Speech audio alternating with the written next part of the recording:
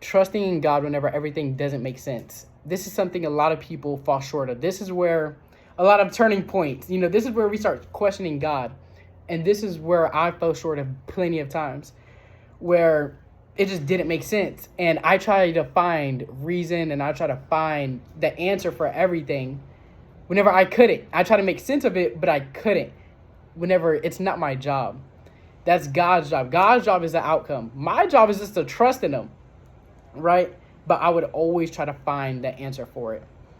And I'm reading this story in Luke chapter 5, where he says, Master, Simon replied, we worked hard all last night and didn't catch a thing. But if you say so, I'll let the nets down again.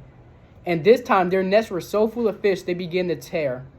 And this reminds me of trusting in God even whenever it doesn't make sense. Because they were just out all night. Didn't catch a single fish. So I know they tied. First of all, you were really tied. But they still decided to, once Jesus came and said to cast their nets down one more time. And they did it. They listened. Not only that, they caught so much fish, their nets begin to tear.